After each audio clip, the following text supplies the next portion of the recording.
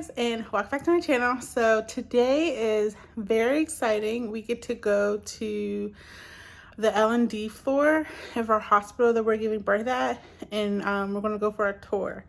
So I'm really excited to check it out to see where we're going to be giving birth and just get familiar with the area. This tour is mainly for Tim's sake, since I do work in the hospital. I do know where to go. For some reason, my water breaks and I'm not with him. This tour is for him to be familiar with the area and be able to get to where he needs to be in time. But yeah, we're really excited to show you guys around and what our hospital has to offer. And I'm excited to see, even though I do work in the hospital, I know where to go, I'm not familiar with the floor itself. So I've never been on the floor, the L&D floor, or the mother infant unit. So I don't really know what to expect. So I'm really excited to check it out and kind of immerse ourselves in the experience and celebrate getting closer to giving birth. So we are about a couple of weeks away, about a month, a little over a month away from our due date. So we're really excited to cross this threshold and go on this tour.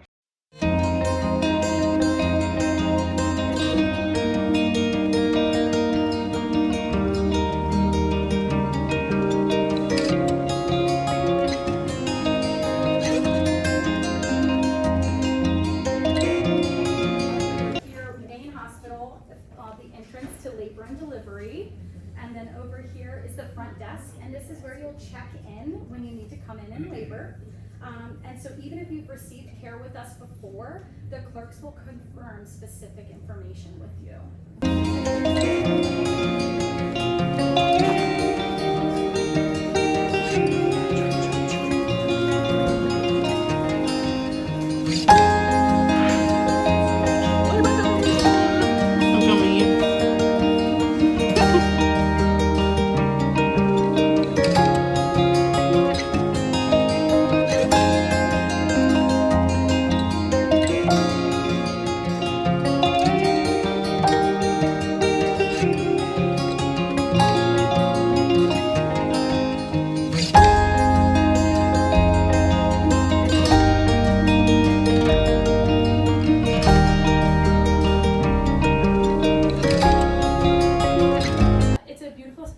That I'm very happy to share with you. You're welcome to take a look around, and that might be easier once we've started filtering out. I understand that. So, does anybody know when they might come to the hospital? We just remind people that reasons you might come to the hospital prior to 37 weeks, if you weren't just experiencing labor symptoms, but if your contractions, if you're 37 weeks and over, and your contractions are 5 minutes apart, they're lasting 1 full minute, and they've been doing that for 1 full hour, then it would be okay to come on into the hospital. You could be in labor, and we can double check that. If you wanted to reassure yourself or speak to somebody, you can always call the labor and delivery floor and say, could I speak to the triage nurse? And she can also help you decide if your timing is correct or if you should come in. However, we also remind people that other reasons to come to the hospital would be if you were concerned that your water might have broken, if while you were laboring at home or prior to labor even starting, you could come in and get checked out. If you were to see that you had any bright red bleeding, you would come in. If you felt like your baby was not moving around like normal, you could come in and get checked out. If you were to have a fever over 100.3, we'd want to have you come in. Or if you were suspecting labor contractions prior to 37 weeks, if you were feeling contractions more than 8 in an hour, if you felt like they were doing something like getting longer, stronger, closer together, you would come in and see us. So 5 to 1 to 1 were those numbers. You may speak to your provider, and I've heard of providers giving other more specific to your situation numbers, and that's of course okay, but the tour is for everybody, so we like to give the appropriate answer for everybody. But I have heard midwives say 4 to 1 to 1 or something like that. So you can discuss those nuances with your provider, okay? All right, so once you're signed in at the front of labor and delivery, they can show you back to an observation or an exam room to determine if you need to be admitted. All right, and if you're in active labor, then you'll be given a labor room. This is labor room 11. We have 12 labor rooms. We have 6 observation or exam rooms, and we do have 3 long-term antepartum rooms. And then I like to tell people this happens to be a room that has a tub. 4 of our labor rooms have tubs like this one. All of the labor rooms have walk-in showers. So we encourage the use of water for coping during labor, and so we have those available, okay? And they were, all the labor rooms here were designed with a calming aesthetic, and we hope that they are spacious enough for you to take advantage of movement during your labor and upright positioning.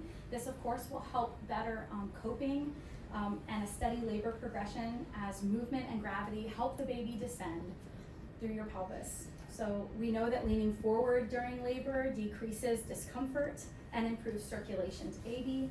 Listening to your favorite music makes you smile and releases endorphins. So as well as having the support of a loved one at your side, and that will help your oxytocin flow freely to enhance your labor. So the computers in the corner, we are able to set up something like your Spotify list or whatever, we can get something on there going. We do like to try to set the mood for you. No shared labor rooms.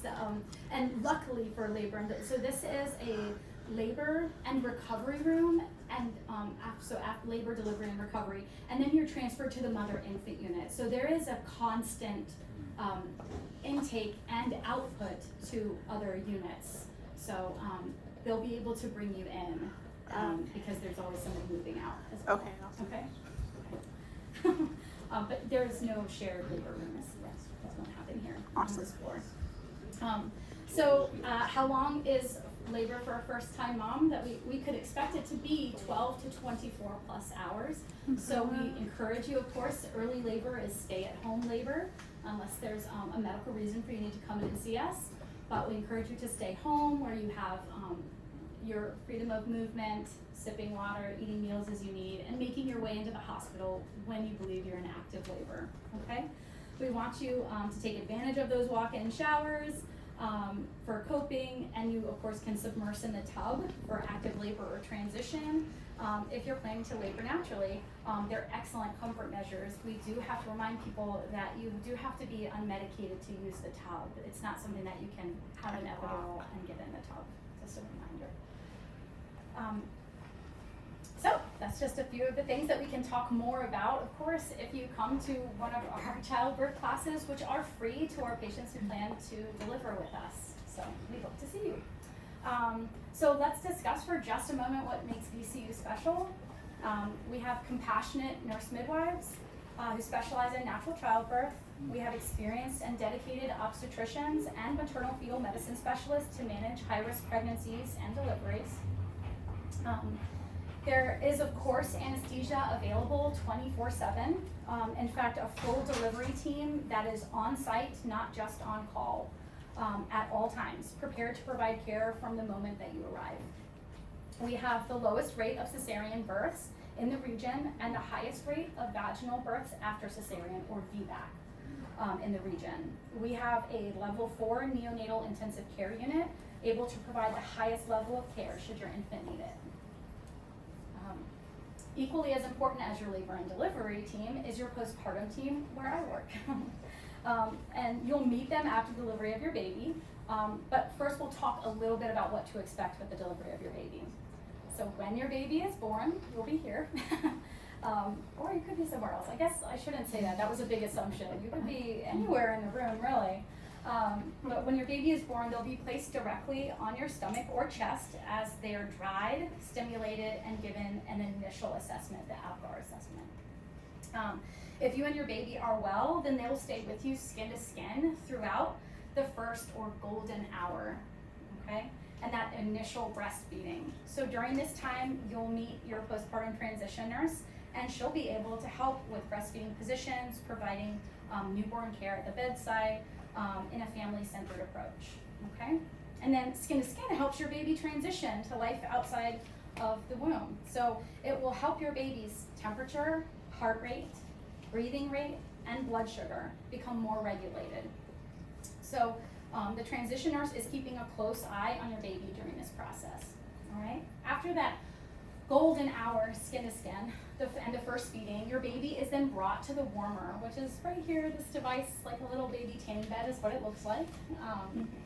So they're brought to the warmer, and that postpartum transition nurse and the pediatric team will weigh and measure your baby and do thorough head to toe, front to back assessment. You know, we just don't interrupt skin to skin time for the wait, and you know, so we kind of delay all non-emergency procedures until we've protected that time for you guys. So afterward, your baby then comes back to either you or your partner for more skin to skin. So our motto here is safety first every day.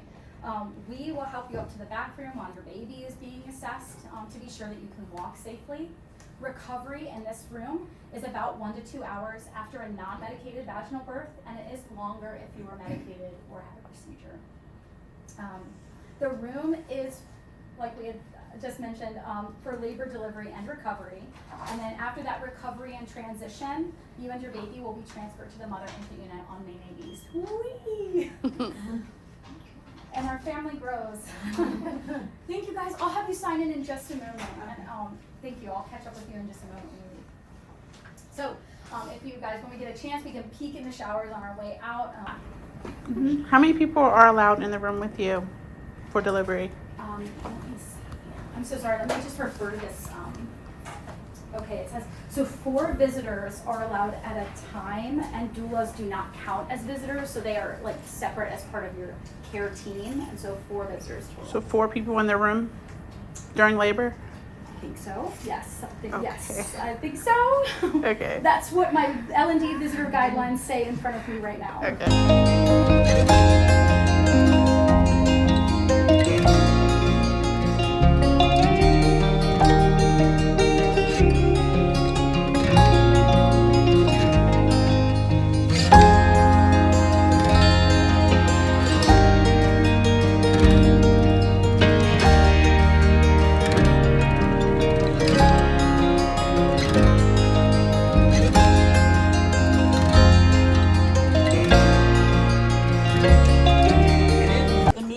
Brighter up here. Pretty dark down there. Yeah. I think you want to go sleep instead of having a baby. All right. All right. We all made our way to the 8th floor.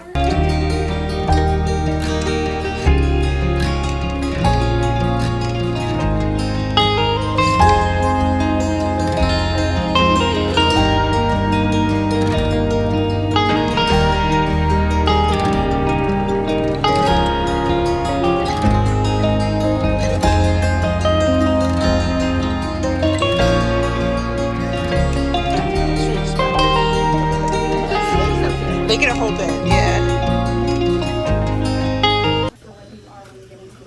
I believe they have a room for us. They're coming next week. Shut up. Fancy lads. Yeah, look at those signage. You already know this stuff. Right. Like, the way my bank account set up, I like to have birth downstairs. We put a schedule on this when we go with this.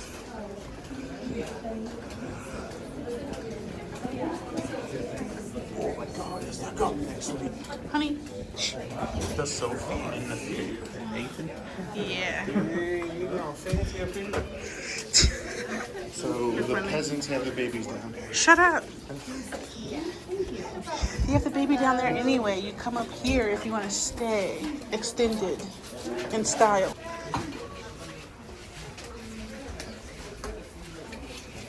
You get one of these? Hell no. You gonna pay for one of these? It is, you know, a little bit more larger and home-like accommodations, basically, than what compared to the mother and infant unit. You would notice that. And these are available on request and if there is an opening. Okay, so you can let them know when you're being signed in if you are interested in the Gumnick Suites. It's important for you to know that it is a $465 charge that is not covered by insurance. So that would be your choice if you'd like to pay out of pocket for those, and that is per night, not per stay. So No, they ain't paying for that shit. this is actually their sauce room. So we are coming up on the end of my video. We just took a quick walk around this Gumnick suite that they offered for people who wanted to pay out of pocket for an extended stay. We definitely won't be using this room, but it was nice to see. Thank you guys so much for watching, and we will see you guys in our next video.